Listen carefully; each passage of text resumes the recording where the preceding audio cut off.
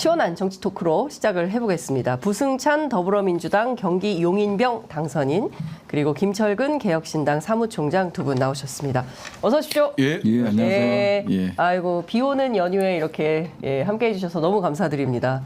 다 휴일인 줄 알고 안 나오려고 하는데 댁에서 오늘은 침대에 계신 분들이 많은데 이렇게 박차고 나와주셔서 너무 감사드립니다. 아유 일단 축하드립니다, 의원님. 예, 감사합니다. 예. 어렵게 이기신 건가요? 그렇죠. 이제 전국으로 기준으로 했을 때 득표차가 5번째니까요. 상당히 7번 엎치락뒤치락했고. 야, 그랬습니다. 진짜 그 손에 땀을 쥐게 하는 뭐 그런 정도의 시간이었지 않을까라는 생각이 좀 듭니다. 어제가 어린이날이었어요. 비가 많이 왔는데 오늘도 또 비가 오고 있어서 지금 비 그쳤나요? 아니요. 비 내리던데요. 지금도 나오고 비가 오고 있는데 저 아침 일찍 나와가지고 비가 오는지 비가 좀 왔는데 지금은 어떤가 해서 여쭤봤습니다. 어린이는 되게 없으시죠 이제? 청소년. 청소년? 청년. 청년? 네. 저도요. 저도 청년. 이제 어린이가 있을 연세는 아니기 때문에. 그 어제 대통령이 청와대 연무관에서 어린이날 행사를 했습니다. 그런데 김건희 여사가 안 보였어요. 대체로 어린이날 같은 날 행사는 그 이제 영분이 함께 하는 일이 많은데 이번에는 대통령 부인이 없었다. 140일이 넘는 기간 동안 지금 장기간 영부인이 지금 모습을 안 드러내고 있는데요. 어떻게 보세요?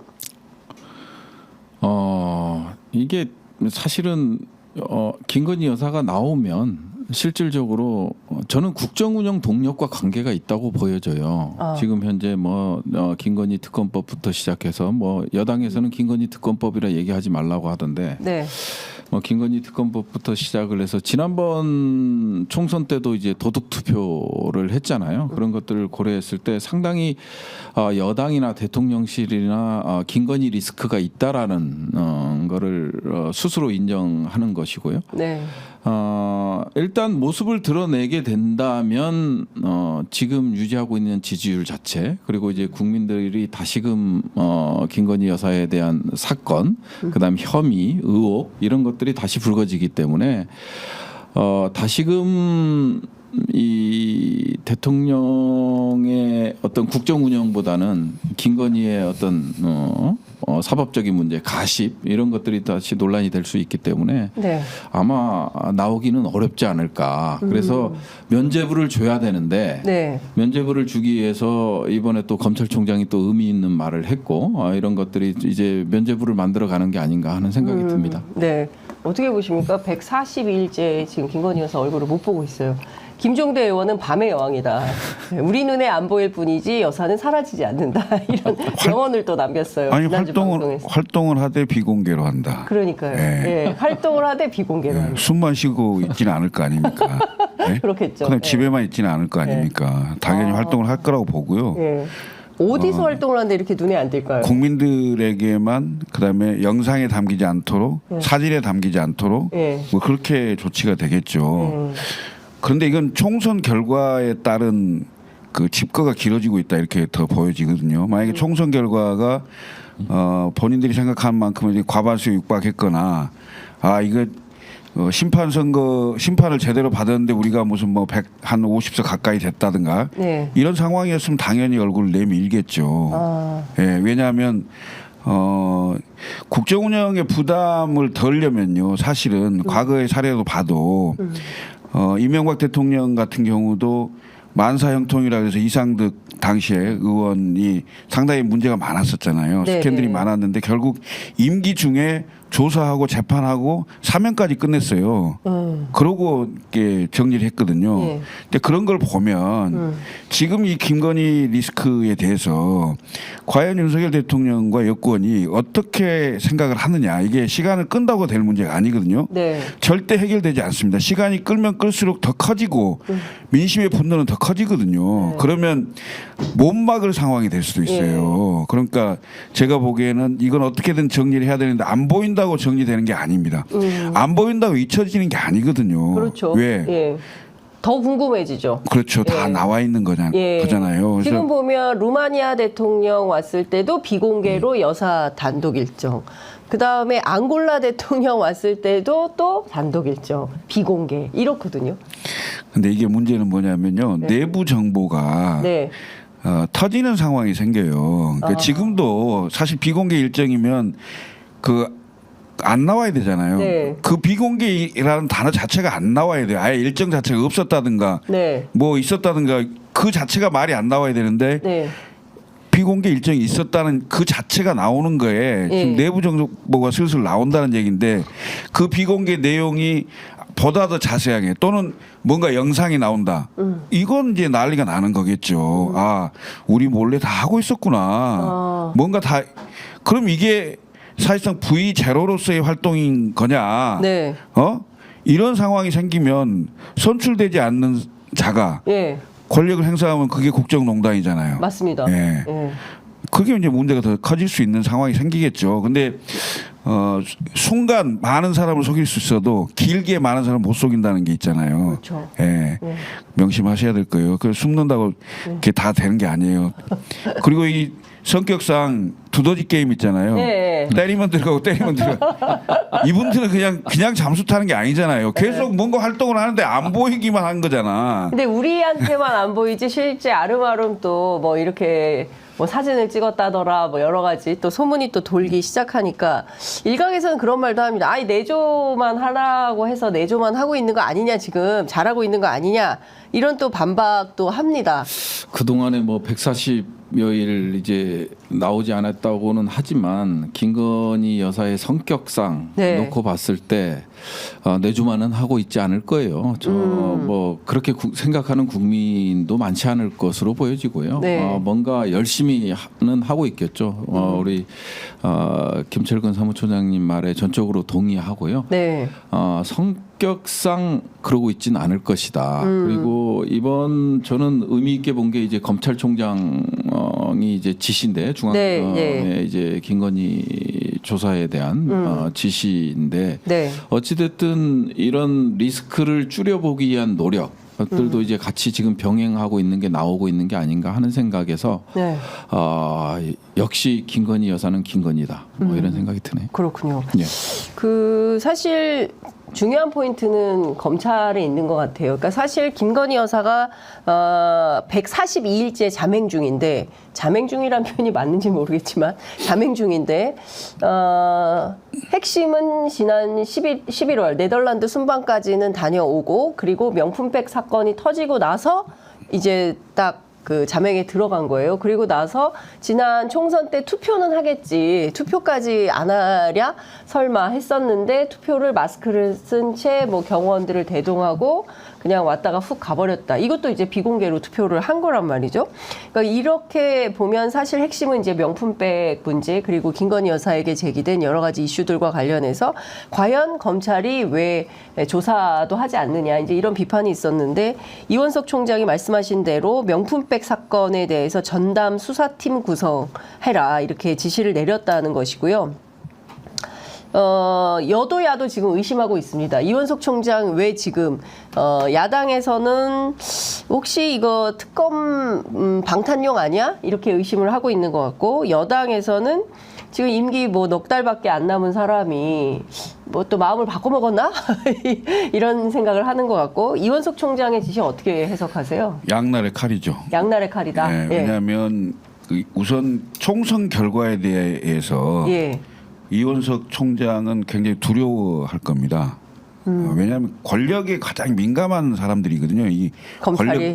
권력, 검찰, 경찰, 예. 언론, 예. 뭐 다 그렇습니다. 예. 그래서 뭐 밤낮이 바뀔 수도 있죠. 낮에는 대통령, 밤에는 야당이 대통령이 되는 정보가 밤에는 다 그쪽으로 가는. 네. 왜냐하면 차기 권력이 어디로 갈지 이 기울기가 점점 이렇게 보이잖아요. 네. 그러면 검찰로서도 이게 계속 그 낮에 대통령한테만 잘 보였다가 이 밤에 대통령한테 나중에 네. 전부 과정이 다 이 직무유기나 이런 걸로 까지면 문제가 생기는 게 아니냐 이런 게 있을 수가 있고 하나는 한 측면 하나 있을 수 있고 또 하나는 3년 남아 있는 대통령이 자기가 이제 4개월밖에 안 남았잖아요. 그럼 검찰 전체 조직 보호가 있을 수가 있어요.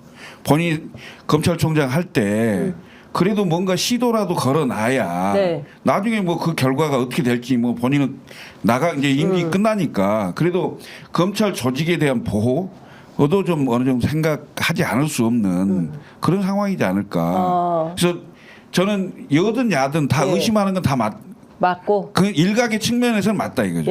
그렇지만 실제 그 검찰이, 결론은 어떻게 날지는 모르나 일단은 그런 모양새를 취하지 않을 수 없는 그런 상황이 된 거죠. 어찌됐건 제가 봤을 땐 국민들이 총선 결과로 윤석열 대통령의 국정 운영에 대한 심판을 세게 해놓으니까 검찰로서 운신의 폭이 없는 거죠. 이거 자칫 3년? 또 3년이 안 될 수도 있는 상황에서 뭔가 정권의 변화가 온다? 그랬을 때 그동안 검찰은 뭐 했냐? 쭉 타고 들어가면 결국 전부 검찰과 관련돼 있으니까 직무유기로 고발 시민단체를 까면 안 있을 거 아니에요. 고발을 들어오고 이러면 다 또 그거 특검해야 될 거 아닙니까? 이런 상황이 생길 수도 있는 거죠. 그 실제로 지금 그 조국 대표가 오늘 아침에 이제 페이스북에 이런 글을 올렸습니다. 그 민심을 생각하는 생색을 내고 각종 특검법을 막기 위해서 일단 검찰이 이제 일종의 시나리오 같은 거를 이제 조국 대표가 쓴 건데요. 김건희 씨에게 소환 통지를 한다. 그 다음에 소환 거부하면 서면 조사로 마무리한다. 그 다음에 청탁금지법에 공직자 배우자 처벌 조항이 없다는 이유로 불기소한다. 그리고 윤 대통령은 몰랐어. 김건희 씨의 그 김건희 여사의 수수 사실을 못했다. 그리고 재임 중에는 기소하지 않는다는 이유를 들어서 검찰이 불기소한다. 이런 방식으로 진짜 될 수도 있어요. 그리고 지금 마무리한다. 이제 이런 건데요. 주목해야 될 것은 그 실제로 김건희 여사 소환해서 명품백, 양평도로, 그 다음에 도이치모터스 주가 조작 의혹 사건 이거 싹 다 수사를 할지 이것도 좀 지켜봐야 되는 거 아니냐라는 얘기를 하고 있고 더 중요한 포인트는 아니 여태 뭐 하다가 이제 와서 어떻게 생각하세요? 일단 총선의 영향이 가장 컸다고 보여져요. 총선의 영향이 가장 컸다고 보여지고 그다음에 이제 검찰에서도 이제 정보 분석팀이 있거든요. 이미 정보 분석팀에서 어떤 지금 그 상황에 대한 분석이 이현석 총장한테 올라갔을 겁니다. 지금 올라간 상태고 그러다 보니까 뭔가라도 액션을 취해야 되는데 저는 아직까지는 뭐 민주당이나 야당이 이제 다수 의석을 확보는 했지만 아직까지는 이제 윤석열 정권이 살아 있다고 보는 거거든요. 그다음에 그거에 따른 이제 모양새를 보여야 되고 이제 특검이라는 압박이 있는 거잖아요. 저는 이제 조국 장관의 그 시나리오가 좀 저랑 좀 같은 생각인데요. 일단 소환 조사 요청을 하겠지만 거부를 할 걸로 보여져요. 우리가 할 수 있는 것들, 그다음에 대외적으로 보여줄 수 있는 것들은 다 보여줘야 된다. 지금 상황에서 보여줄 수 있는 거는 다 보여주되 결국은 청탁금지법상의 이제 배우자를 처벌할 수 없는 거라든지 그리고 이 건을 가지고 대통령이 알았냐 몰랐냐보다는 이 건을 가지고 과연 헌법이 명사한 중대한 범죄에 해당하느냐 이런 것들이 이제 탄핵으로 가는 길이잖아요. 그것까지는 아닐 것이라고 저는 발표할 걸로 보여져요. 그래서 이제 검찰은 최선을 다했다. 이런 시나리오로 가지 않을까. 그래서 하필이면 또 4개월 남은 임기 4개월 남은 시점에서 이런 것들을 내놓는다라는 게 아까 말씀하신 대로 이제 검찰 조직 보호 차원에서 이런 것들이 분석이 올라갔고 그 다음에 대안은 무엇이다 해서 그 대안대로 움직이는 게 아닌가 하는 생각이 들어져요. 그러니까 지금 오늘 아침 박찬대 신임 원내대표가 라디오 출연을 했는데요. 이원석 총장이 그 신속 수사 지시를 한 것은 검찰과 용산 간의 긴장 관계가 형성되고 되고 있는 거 아니냐 이제 이런 주장을 하면서 특히 김건희 세력에 대한 불만이 검찰에서 있을 수가 있다. 한동훈 위원장을 중심으로 이원석 총장, 송경호 중앙지검장 여기가 김건희 수사를 하면서 새 과실을 하고 있는 게 아니냐 이제 이런 지적을 했는데요. 실제로 긴장 관계가 조성이 될까요? 아니면 사실은 원팀 아닙니까 거기는? 원팀은 항상 갈라질 수 있죠. 아니 그러니까 그 우리 김철근 총장님 말씀 들으면 배신의 역사가 계속된다. 아니 생각을 해보세요. 뒤통수. 너무 잘 알잖아요. 그러니까 너무 잘 알죠. 한동훈과 윤석열 서로가 너무 잘하는 사이잖아요. 그렇죠. 그다음에 김건희 여사까지 포함해서. 그리고 사석 공석 할 것 없이 수도 없이 많이 이렇게 그 접촉을 하신 분들이기 때문에 어떤 자신들의 이해관계가 얽힐 때 과연 그것을 용인해 줄 수 있겠냐 이런 관계겠죠. 근데 저는 지금 보면 이제 한동훈 비대위원장이 앞으로 정치를 계속 할 수 있냐 없냐 이게 걸려 있잖아요. 정치를 계속 하려면 윤석열 대통령하고 각을 안 설 수 없어요. 그런데 각을 너무 세게 서면 서로가 아는 서로의 캐비넷을 열어야 되니까 그렇게까지는 안 갈 거 아니에요. 그러지 않겠습니까? 내고 네? 서로 아는 거 있으니까. 그런 상황이겠죠. 그러니까 그런 것까지 포함해서 보면 지금 검찰총장의 입장으로서는 총선 결과에 따라서 움직일 수밖에 없는 상황이고요. 그다음에 이제 조국 대표. 당선인 대표가 얘기했다는데 이건 이런 얘기를 하면 안 돼. 그러니까 조만대장경이라 하고. 조만대장경이 뭐야? 조국이 스스로 막 쓰고 내로남불이 아니고 뭐 다른 얘기도 하잖아요. 조로남불이라고 하고. 그래요? 그것 때문에 조국이 국민들에게 신뢰를 잃은 거잖아요. 그러니까 이대로 안 돼. 안 될 수도 있어요? 절대 이대로 안 되죠. 왜냐? 수사는 생물이라고 그래요. 재판도 생물이고 정치도 생물이라고 그러잖아요. 생물은 언제든지 변할 수 있어요. 기획자가 기획한 대로 절대 되지가 않아요. 왜? 상대의 변수를 생각지 않기 때문에 민심이 포함되지 않는 시나리오잖아. 그렇죠. 만약에 근데 민심이 어떻게 반응하고 어떤 식으로 그 출렁이고 그 출렁임이 이른바 제1야당 민주당을 향해서 당신들 뭐 하냐고 막 해댈 건데 그럼 민주당이 못 견딜 거라고 민주당도 압박을 받아서 그러면 당연히 지금 김건희 수사가 검찰에 맡기는 수준이 아니고 특검으로 바로 타고 넘어갈 건데 검찰 수사는 내가 보기에는 이 총장이 4개월밖에 임기가 더 남았다면요 안 하죠. 나 4개월밖에 안 남았는데 면피라도 하고 나가야 되거든. 검찰 조직 전체에 대해서. 나 4개월 뒤에 그만둘 거니까 일단 신속 수사 지시는 했지만 그게 구체화될 때까지는 자기 임기 끝날 거라고. 그런데 총선 민의에 대한 반응을 해줘야 될 거 아니야 검찰이. 그러니까 나는 그런 측면이 강하지. 무슨 사적으로 무슨 배신이 많이 물론 그런 긴장 관계가 일부 있을 수 있어요. 특히 이제 민주당 원내대표 당선인이니까 여권 내의 분열을 획책하기 위한 뭐 그런 얘기를 할 수가 있겠지. 그렇지만 그런 건 아닐 거라고. 그러니까 그런 것도 뭐 일부 있을 수는 있겠지만 그게 큰 작용이 아니고 이원석은 이 총선 결과 보고 굉장히 놀랐을 겁니다. 야 이대로 가다가는 검찰 조직이 통째로 날아갈 수도 있다. 특히 뭡니까 누구죠? 이화영.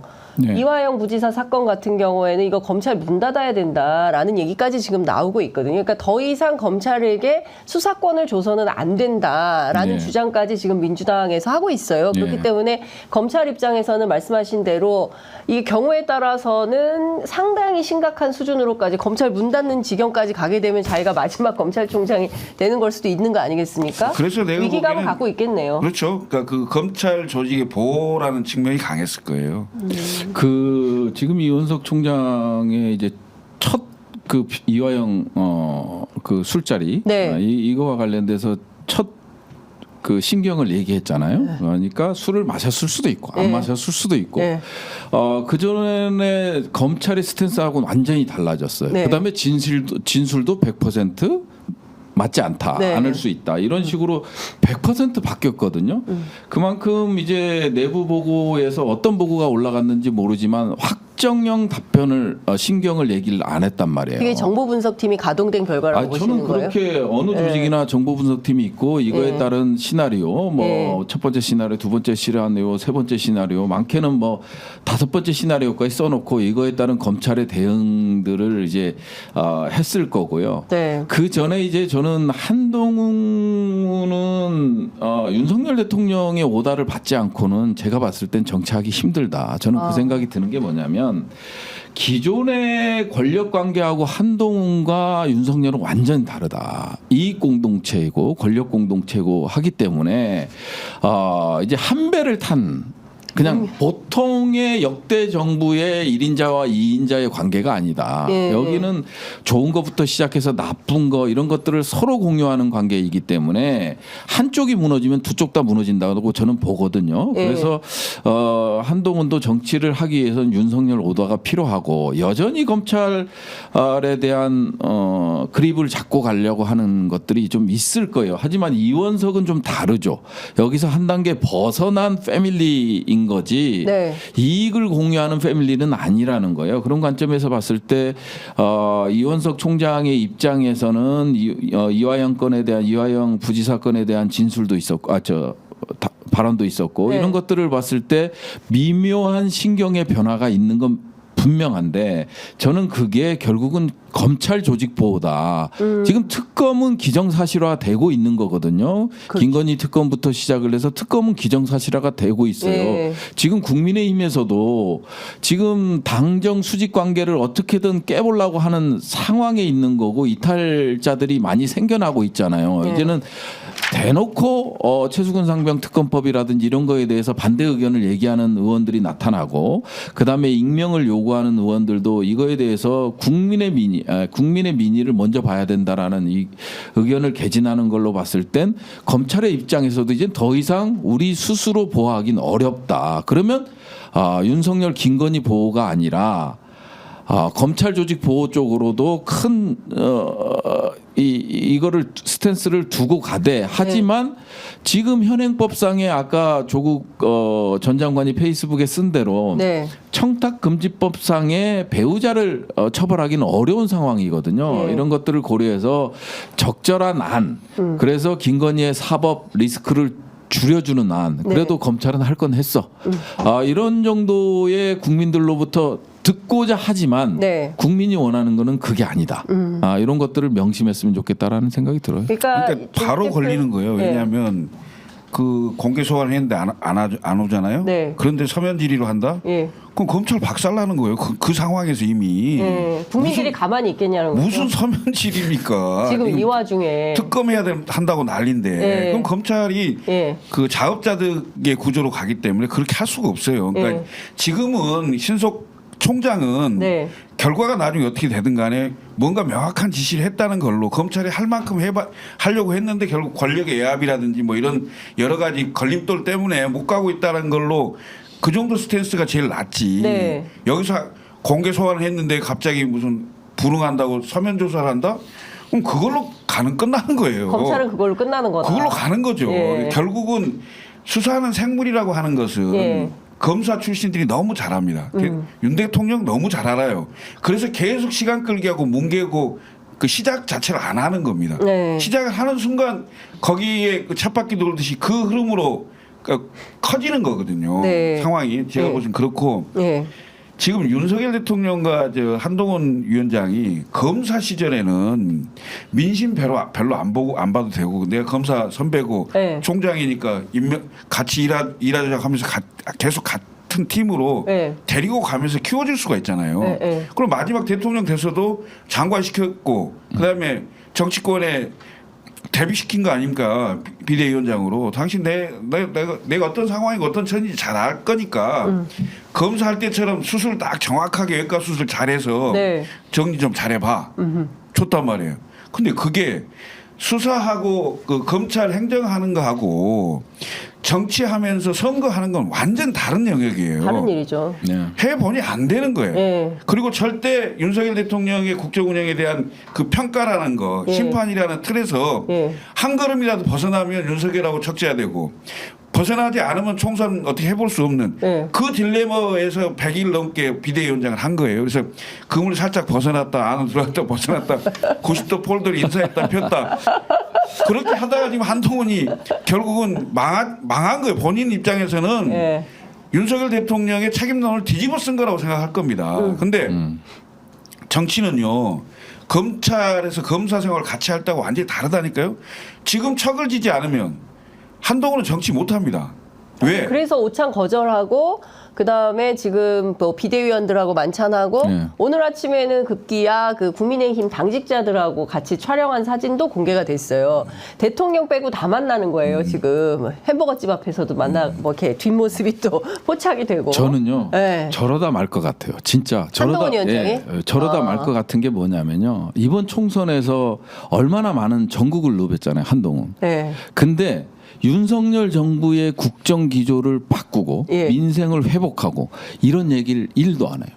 다 정치적 얘기예요. 뭐 2조 심판부터 시작을 해서 예. 다 신조어를 만들어내서 그쪽으로만 갔어요. 아니 어떻게 총선에서 이기겠다라는 비대위원장이라는 사람이 본인이 가서 사진 찍는 거 좋아하고 그다음에 계속해서 야당 심판만 부르짖고 아니 어떻게 야당 심판이 가능해요? 심판은요 권력을 가진 자에 대해서 행하는 게 심판입니다. 총선이라는 거 투표라는 거는 그건데 어떻게 여당의 비대위원장이 총선장에서 우리가 경제가 이렇게 됐고 그러다 보니까 대안은 이거고 대안 제시를 하고 아 우리가 민생이 어렵고 대파값이 이렇고 그러다 보니까 우리는 이런 정책을 내세울 거고 만일 이렇게 갔으면 네. 이렇게 총선에서 폭망하지 않았어요. 그냥 윤석열과 똑같은 스탠스로 다 범죄 집단화하고 그러기 때문에 이재명 조국을 심판해야 된다는 그 프레임을 갖고 갔거든요. 근데 이제 심판이라는 개념 자체를 이해 못한 것 같아요. 심판이라는 거는 권력을 갖고 있는 자에 대해서 국민들이 하는 거고요. 그다음에 여당과 정부는요 이거에 대해서 총선에 조금이라도 표를 더 얻기 위해서 반성을 하는 거예요. 대안을 제시해 주는 거예요.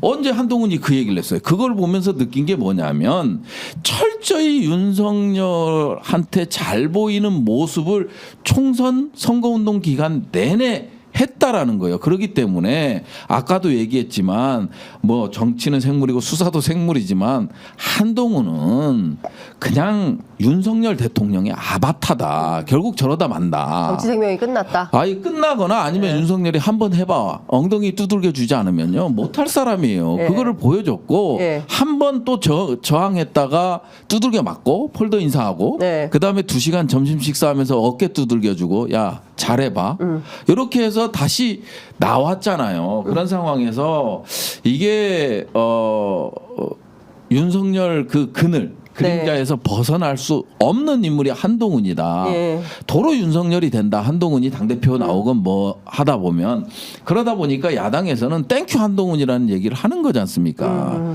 결국은 이 한동훈이 이 업보 네. 윤석열 대통령을 벗어나지 못하는 김건희를 벗어나지 못하는 내가 한동훈한테 얘기할게. 녹취록에도 나와 있잖아요. 그렇죠. 그런 것들이 뭐냐? 결국은 범죄의 공유, 범죄가 아니죠. 범죄 혐의의 공유가 이루어진 사람이에요. 그렇게 해서 나는 정치에서 윤석열을 밟고 갈 거야. 네. 밟고 가는 게 맞는 거죠. 자기가 큰 정치인이 되려면 그리고 대선이라도 꿈꿔보려면 밟고 네. 가야 되는데 못 밟는다. 못 밟죠. 네. 어떻게 밟아요? 네, 못 밟는다. 김건희가 다 알고 있는데. 김건희가 다 알고 있다. 아니 우리 저 부승찬 의원님은 한동훈한테 감사하다고 해야지. 네? 왜요? 그렇긴 하죠. 851표로 이겼잖아.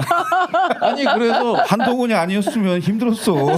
아니 용인에 와서도 용인에 2번 왔거든요. 한동훈 위원장이. 용인에 2번 왔어요. 네. 결국은 그냥 2조 심판 부르짖고 가고. 속으로 얼마나 좋아했겠어. 네.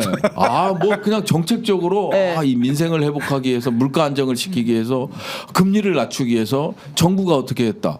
이런 게 하나도 없어요. 발언 중에. 그래요. 그냥 대놓고 정치적 발언만 하고 자기 잘났어요. 자기 잘났어. 예? 나 그냥, 한동훈이야 예, 이거였어요? 한동훈이야예요. 예. 아니 그러니까 제가 한동훈 비대위원장 예. 처음 나왔을 때부터 현장복 많이 맞고 아, 그러니까. 맞아요. 그 그다음에 와 이렇게 그 낮 시간대 시장 가서 그럼 결국 보수 지지층이 많은 거기 가서 네. 한동훈 새로운 인물이니까 더군다나 법무부 장관 했던 사람이기 때문에 사람들에게 얼마나 인기가 많겠어요. 네. 그러니까 거기에 뻑 간 거죠. 그러니까 뻑 맞은 거예요 거기서. 근데 참 네? 지금 보면 어찌됐든 중요한 거는 이제 첫 번째 고비는 검찰이 이렇게 발동을 걸기 시작했다는 것은 김건희 여사 소환이 임박했다는 얘기로 보여요. 근데 과연 소환은 거부할 거 아닙니까? 소환을 거부했을 때 예컨대 뭐 체포영장을 발부해가지고 긴급 체포를 할지 아니면 그냥 서면 조사를 할지 서면 조사로 갔을 때 국민들이 가만히 있을지 저는 국민들이 가만히 안 있을 거라고 생각을 하거든요. 그러면서 바로 이제 국회 시간이 다가오는 거 아니겠습니까? 그거를 잘 보셔야 될 게 네, 5월 말이 뭐냐면 끝나면 이제 국회 시간이에요. 양평이나 양평이나 그다음에 이제 도이치모터스 주가 조작과 관련돼서는 체포영장도 가능해요. 네. 근데 이번 명품백은요. 네. 난 검찰이 네. 결국은 생각하다가 내놓은 안이 명품백이에요. 현행법상 안 된다고 딱 예, 그러니까 처벌이 불가능, 형사처벌이 불가능하다고 하는 명품백을 들고 나온 거예요. 네. 그리고 윤석열 대통령 난 몰랐다 해버리면 예. 이건 어떻게 처벌해야 될 방법이 없는 거예요. 그러면 검찰도 그냥 뭐 국민들로부터 그래서 보여주는 거 아니겠어요? 이 사건 자체가 네. 명품백이라는 걸 잘 보셔야 된다는 네. 거죠. 그래서 네. 검찰도 살고 김건희도 살고 할 수 있는 이거를 탈출구가 명품백이에요? 아니 그러면 도이치모터스나 이런 것들로 가게 되면 네. 소환 조사하고 체포영장 발부하고 네. 국민들이 대노하고 네. 이런 쪽으로 갈 수는 있지만 명품백 갖고만은 쉽지 않다라는. 근데 생각해 보니까 명품백만 가지고 조사해서는 안 되는 거죠. 양평, 그다음에 도이치모터스. 그래서 종합 특검을 해야 된다는 게 개혁신당인가요? 조국 아니 신당인가? 어디 입장이죠? 아니 이제 특검법 발의한 거 보면 명품백도 추가를 한 거잖아요. 네. 21대에서 그 특검법을 수정했잖아요. 네. 예, 수정을 해서 명품백 또 넣은 거 아니에요? 그 네. 안에다 넣어서 인지된 사건들에 대해서는 전부 하겠다라고 이제 특검에 밝혔기 때문에 종합 특검이 되는 법안이 이제 발의됐던 거고 특검법이 발의됐던 거고 이번 검찰 수사는 명확히 선을 그었잖아요. 명품백. 그러니까. 예. 점점 재밌어집니다. 예. 뭐냐면 이게 그렇게 이제 민주당이나 그런 의식을 할 수 있어요. 네. 또 그런 의심을 해야 돼요.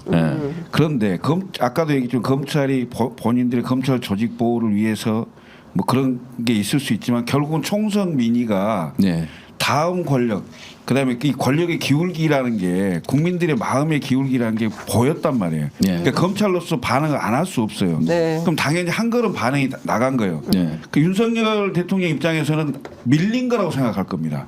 지금까지는 일체 검찰이 통제가 되고 이거 안 했단 말이에요. 네. 근데 어쩔 수 없이 할 수밖에 없는 구조가 됐고 거기에 이제 밀리기 시작했다고 판단할 겁니다. 근데 이건 검찰이 돌아가잖아요. 네. 네. 그 항상 명분이 뭐냐면 검찰 수사의 미진에 따라서 특검을 해야 된다.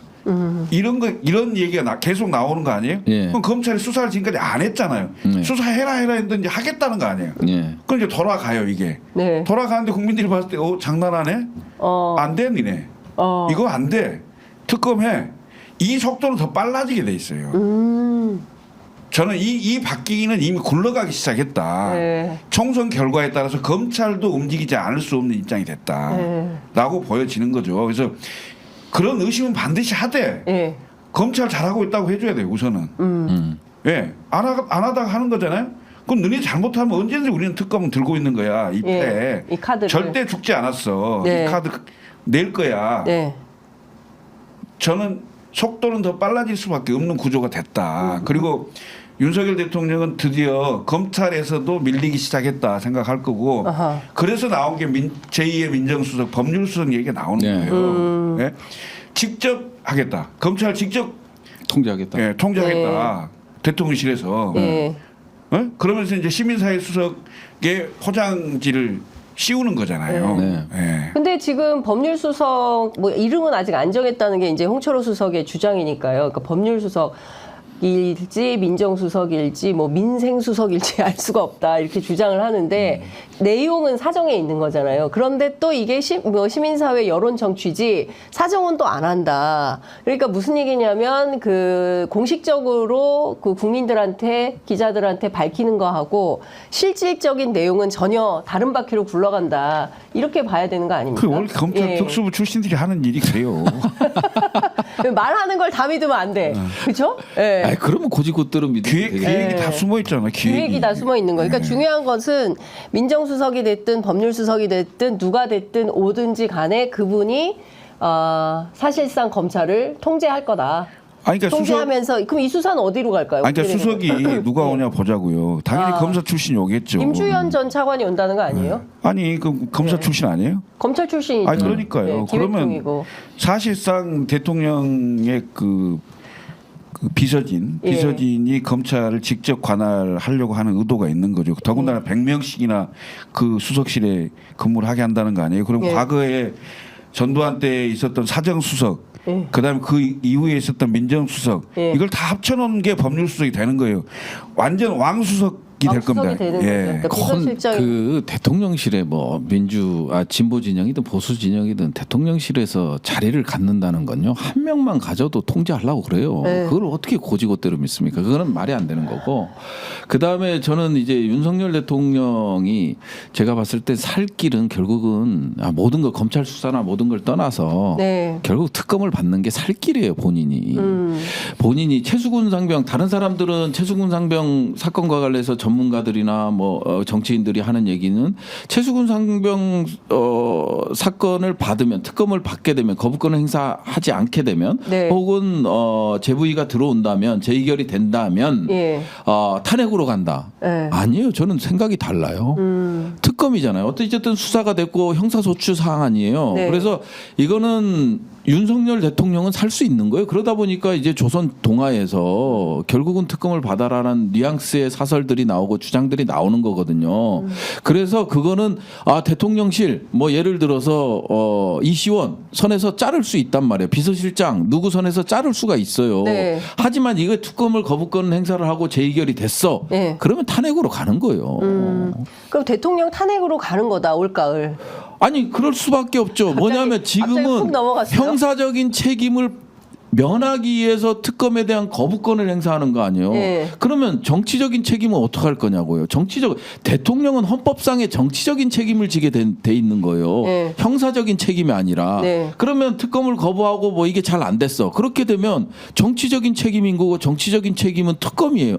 탄핵이에요. 헌법이 명시하고 있는 탄핵이란 말이에요. 그래서 지금 눈앞에 형사적인 책임을 면하기 위해서 내가 또 이제 조사를 받아야 되고 서면 조사가 됐건 뭐가 됐건 방문 조사가 됐건 조사를 받아야 되고 이걸 또 국민들 앞에 어떻게 검사 출신 대통령이 이 조사를 받냐 이러고 앉아서 지금 특검을 거부하는 거 아니에요. 그러다 보면 결국은 탄핵으로 갈 수밖에 없는 거예요. 형사정치 책임이 정치적인 책임으로 넘어갈 수밖에 없고요.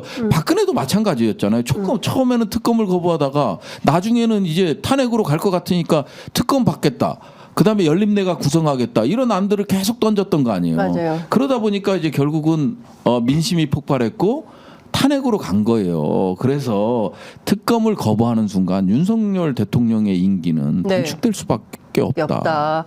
자, 그러면 우리가 이제 조금 모아봅시다. 첫 번째는 이제 김건희 여사 문제로 시작을 했어요. 김건희 특검이 걸려 있는 와중에 이제 이원석 총장이 명품백 관련해서 신속하게 조사해라라는 명령을 이제야 내리는 것이고, 그리고 말씀해 주신 대로 최혜병 특검법이 지난주에 통과가 됐습니다. 그러면 이것은 대통령으로 넘어갔는데 거부권 행사를 할 거냐 말 거냐, 이게 굉장히 이제 중요한 문제가 됐고, 세 번째는 조국혁신당에서 주장하는 한동훈 특검법을 1호 법안, 그러니까 3명이 일종의 특검 3종 세트가 된 거예요.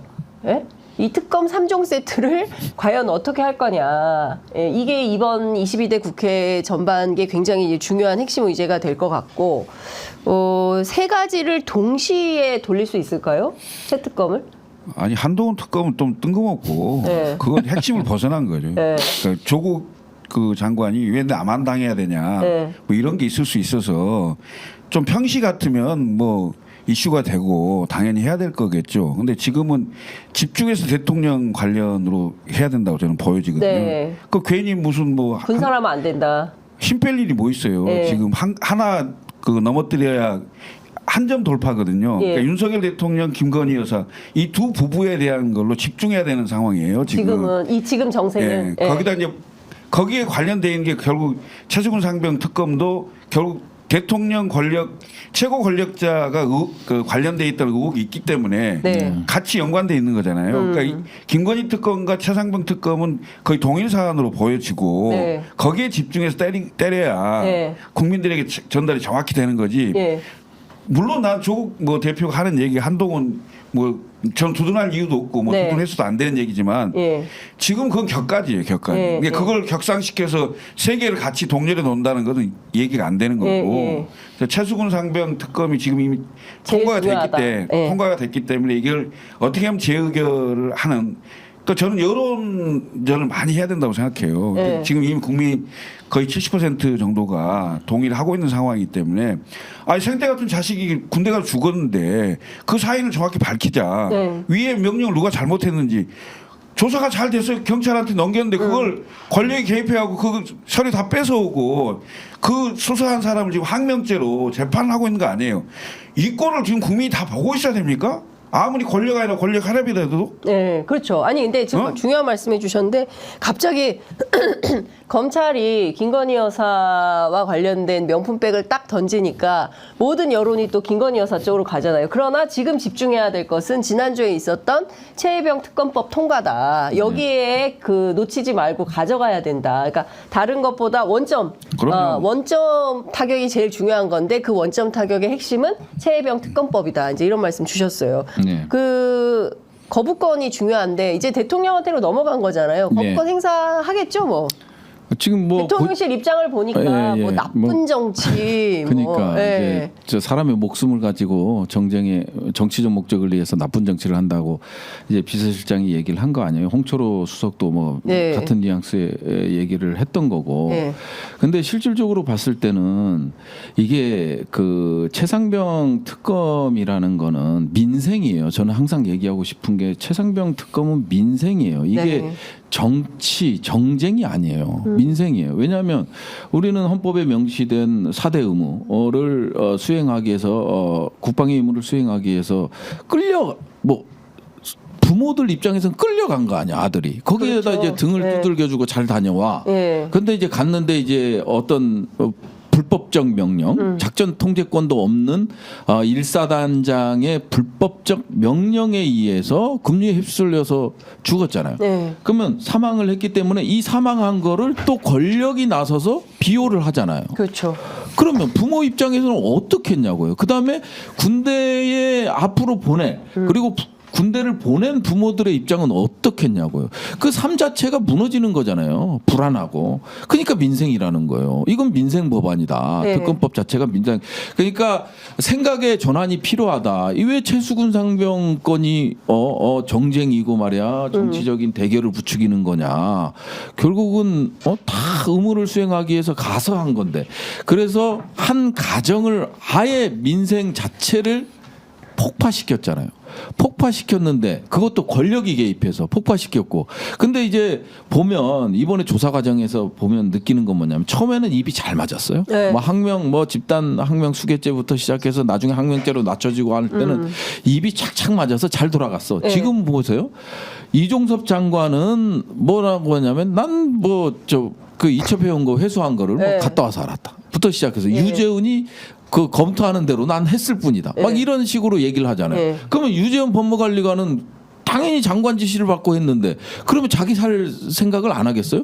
이게 그 공동의 어떤 혐의자들이 다 와해되고 있는 거예요. 그렇죠. 지금 김계환 사령관도 마찬가지잖아요. 14시간 조사받는데 거기서 변호인도 없이 갔어. 그 얘기는 뭐냐?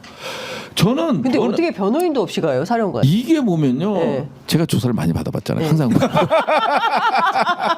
아니 이번 책 한 권으로 그 사람 이게요 말 한 번 잘못하잖아요. 큰일 나는데? 그다음에 진술서를 읽을 때 정말 공들여서 신경 쓰고 읽거든요. 내가 혹시나 어투 하나가 잘못될 수 있기 때문에 그 정도로 민감한 거예요. 내가 네. 진술 잘못하는 순간 완전히 네, 날아가는 그렇죠. 거거든요. 근데 변호인을 대동하지 않고 갔다? 그럼 뭐겠어요? 이실 직고 하겠다는 건가? 아니 저는 그걸로밖에 안 보여줘요. 내가 살겠다. 예. 변호인을 대동하고 가면 예. 또 언론에 리크가 되고 뭐 예, 이렇게 예. 하면서 이제 논란의 소지가 많이 될 거 아니에요. 예. 근데 이거를 최소화하면서 내가 살겠다. 저는 그걸로밖에 안 보여줘요. 그래서 지금 유임까지 시켜줬는데. 공동 혐의자들이 예. 지금 와해되고 있는 거예요. 예, 그동안 뭐 윤석열 정권의 권력이 워낙 막강했고 네. 총선하기 전에는 야 이거 과반 가까이 얻을 것 같고 그러면 우리를 보호해주겠지 이 생각을 했단 말이에요. 근데 신범철도 보면 후배들을 위해서 물려주겠다. 그러니까.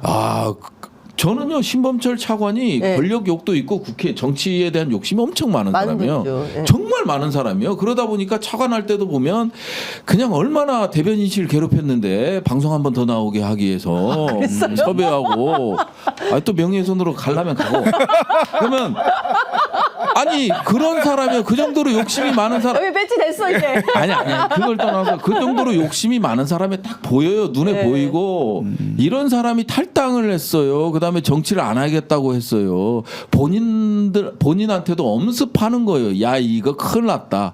내가 봤을 땐 최소한 직권남용은 아니더라. 뭐 직무유기가 됐건 뭐가 하나로는 걸리겠구나. 그러면 내가 살방령을 강구해야 되는 거예요. 그러면 저쪽을 잘라내야 돼.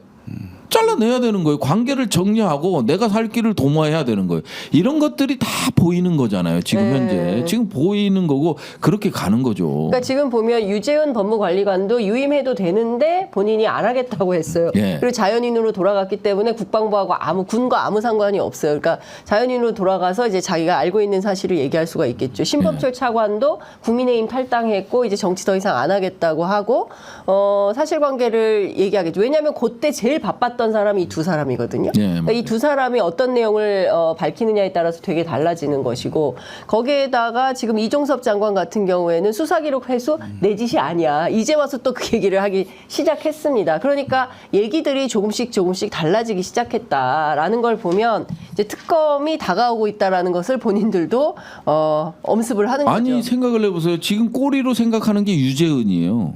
지금 예. 장관도 그렇고 예.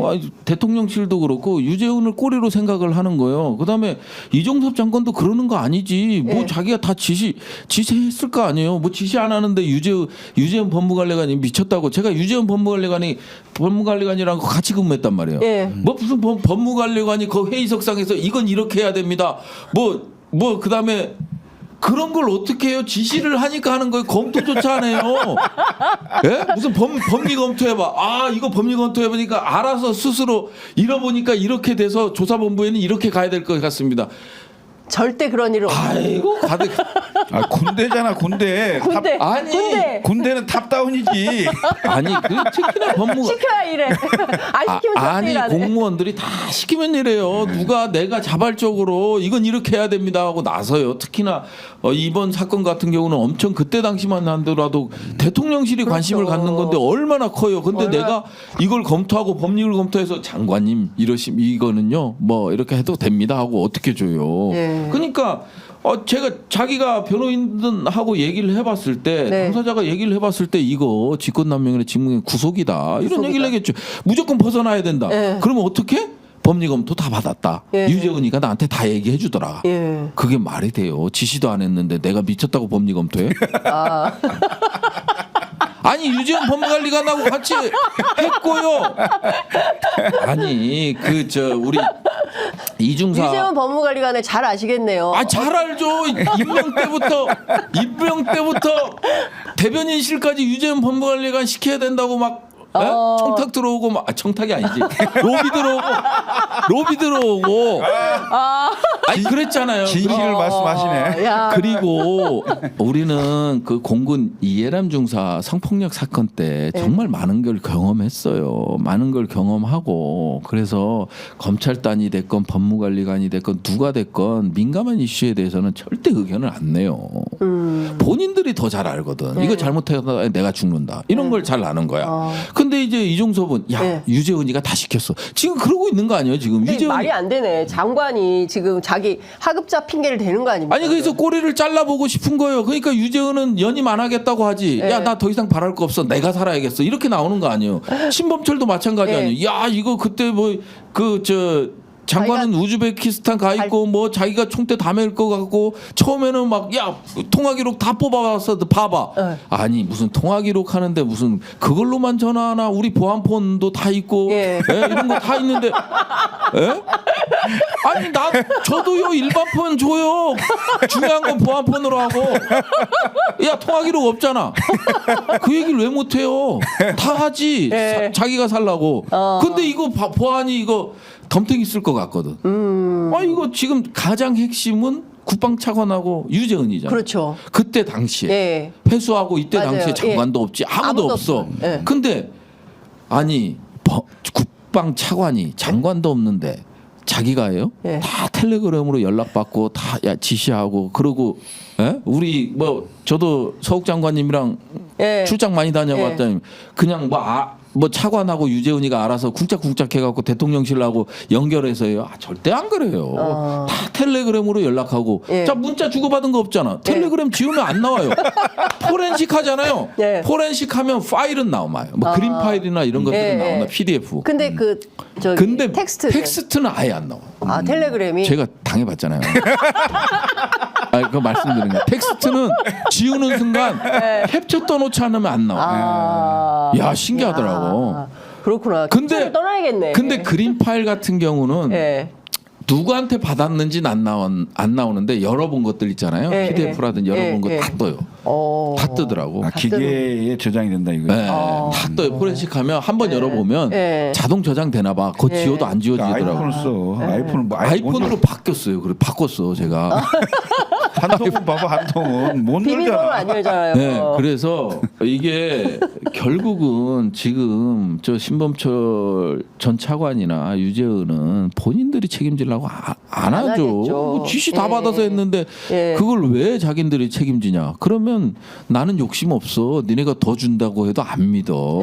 이거죠. 그럼 나도 내 살 길 찾겠어. 이렇게 할 거란 말이에요. 아니 자기 살 길 찾아야 되는 상황인 거죠. 지금. 아니 그렇죠. 아니 뭐 장관도 마찬가지야. 지금 이제 대사도 끝났고. 그러니까. 그렇죠. 이종섭 장관도 할 얘기가 많아질 거예요. 많아지죠. 왜냐하면 살아야 되는데 결국은 그렇죠. 구속 아니겠어요? 만일 자기가 모든 걸 책임지면 구속인데. 아니 나는 사인해서 그냥 다 넘겼는데 왜 이제 와서 또 전화 한 통에 흔들린 거 아니에요? 아니 국방부에서 야 진짜 이 속아 웃을 일 아닙니까? 결제한 거를 번복을 내 자기가. 그 어떻게 자기가 번복해? 아니 그런 일이 있어요? 국방부에서 자주 있어요?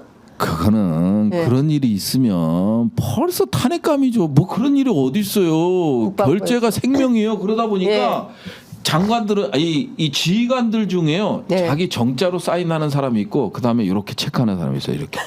그리고 결제 안 하고 이렇게 보내는 사람이 있어. 결제를 안 하고 보내요? 왜? 그건 난 못 믿겠다는 거지. 나 이거 책임지기 싫다는 거야. 보고는 받았으나 결제 안 하고 돌려보내는 경우. 그리고 재보고서를 올려라고도 얘기 안 해. 이게 결제한다는 거는 모든 책임을 지겠다는 거거든요. 그게 모든 책임을 지겠다고 해서 아니 박정훈 수사단장이나 그 배석했던 사람들의 입장에서는 황당한 거야. 장관이 수고했어. 야 이거 어떻게 안 되나? 이거는 뭐 이렇게 해서 또 민간 사법기관에서 우리 뭐 해야 되고 하니까 이건 이만저만해서 안 됩니다. 이렇게 얘기를 할 거 아니에요. 그래 어쩔 수 없지 안타깝지만 해서 사인하고 준 거 아니에요. 근데 사인을 번복할 수 있다? 이야. 그러면 누가 전화를 했거나 뭐 지시가 있었겠지. 그럼요. 내 권한을 넘는 수준. 그럼요. 100% 이거 아닙니까? 장관이 어쩔 수 사인한 거를 번복할 수밖에 없는 사정이 있었던 거죠. 그러니까 만약에 그런 경우면 보통의 장관이 옷을 벗을 생각하고 설득을 나 이래서 내가 책임지고 뭐 이렇게 하고 대통령이나 그 지시한 자가 누군지 정확히 모르겠으나 그 사람에게 설득을 해야 되잖아. 그게 장관이 해야 될 책임이고 본분이. 아니 근데요. 근데 그걸 어물쩍 예 알겠습니다 하고 안 들어가 보셨죠? 이제 이 국방부나 이런 게 대변인하면서 많이 느끼. 이제는 말할 수 있다. 많이 느끼.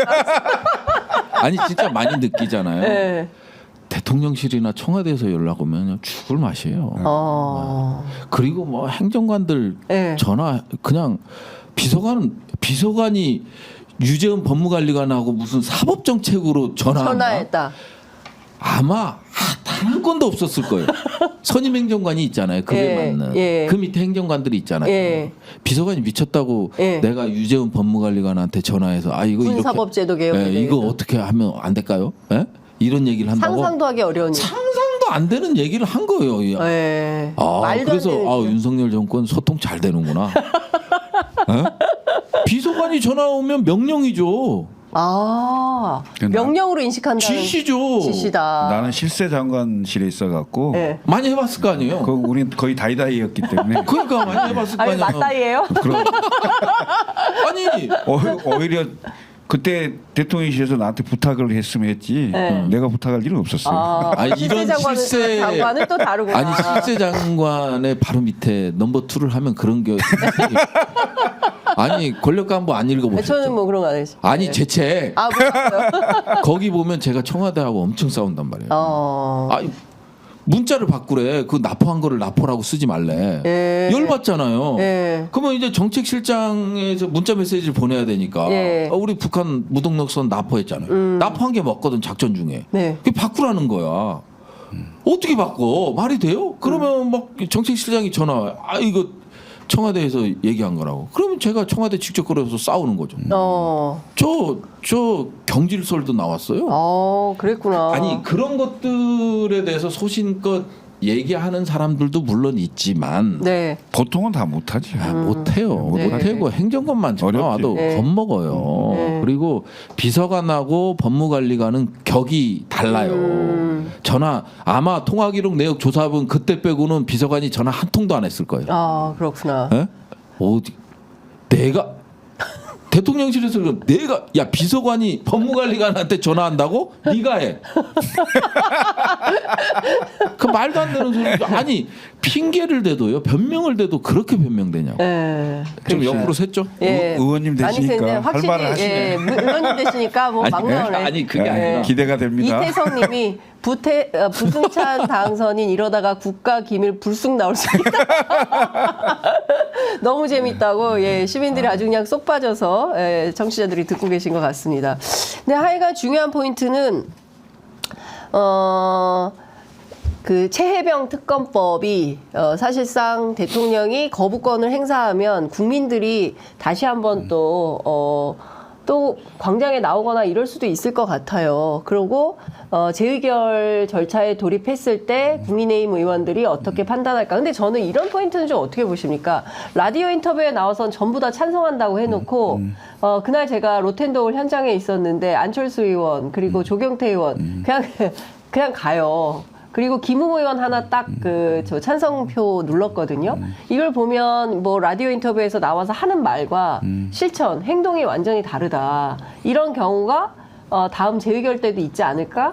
재의결 라는 생각이 들어요. 때는 좀 상황이 다를 수 있죠. 이번에는 아마 네. 국회의장에 대한 의사일정 그 진행에 대한 불만 이런 것들을 가지고 이제 얘기를 할 거예요. 아마 네. 국민의힘에서도 왜 당초 의사일정 합의에는 안 돼 있는데 갑자기 그걸 끼워서 했냐. 네. 뭐 이런 불만을 가지고 다 퇴장했을 거예요. 아마. 그래서 그렇게 이제 포장을 했기 때문에 좀 피해갈 수가 있겠지. 네. 그렇지만 이제 재의결 때는 그 안건만 가지고 딱 하면 피할 방법이 없죠. 본인 정치적으로 본인이 말한 얘기에 대해서 책임 있게 이제 행동할 수밖에 없는 구조가 된다. 재의결 때도 집단 뭐 당론으로 정해서 집단 퇴장 이런 거 정할 수 있지 않나요? 정할 수는 있지만 예.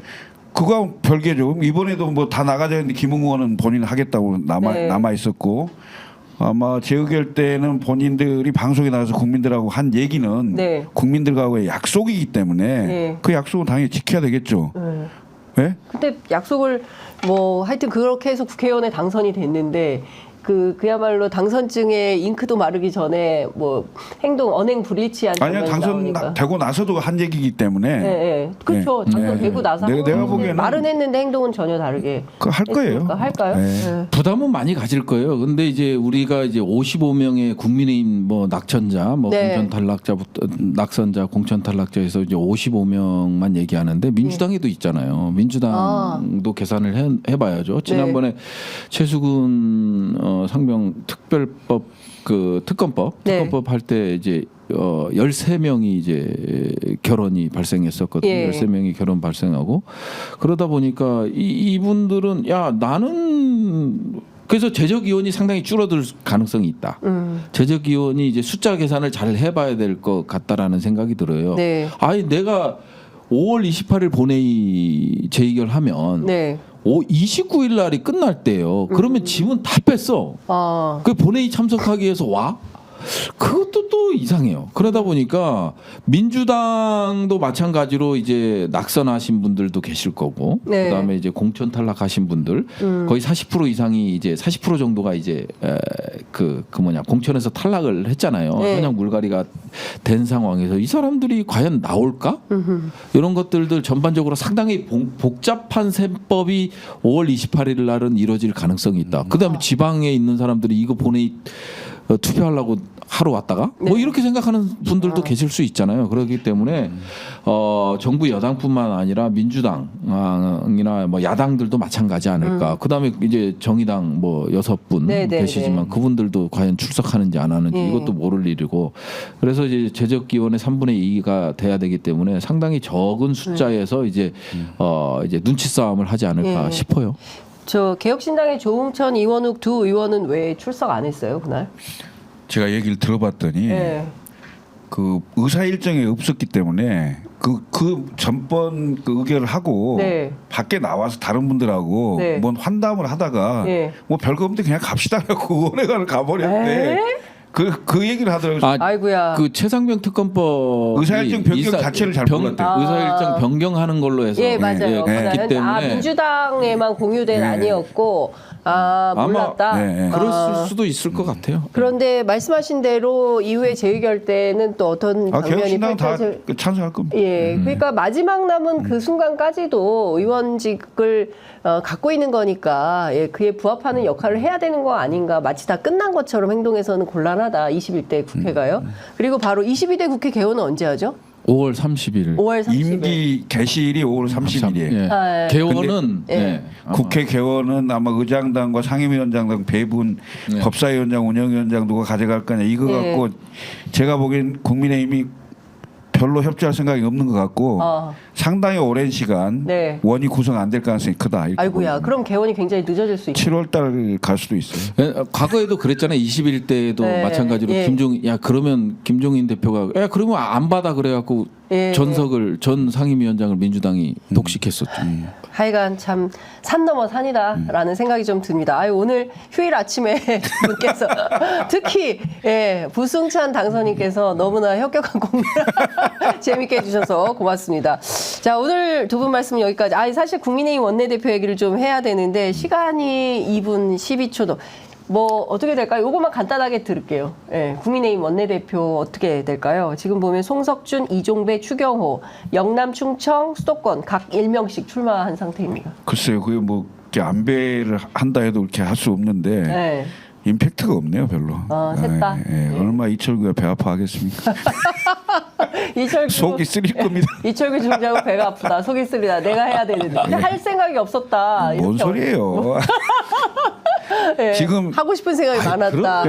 원조 친윤이 나서면 안 된다는 게 너무 강하기 때문에 언제든지 노리겠죠. 1년 원내대표 임기는 1년이니까 언제든지 뭐 노리고 있을 건데 이번 22대 초대 원내대표는 글쎄요. 친윤이라고 해서 당에서 활동하신 분은 안 되고 내각에서 활동하신 분은 되는지 그것도 또 의문이네요. 알겠습니다. 그냥 얘기하세요. 추경호 될 거다. 저도 그렇게 예상합니다.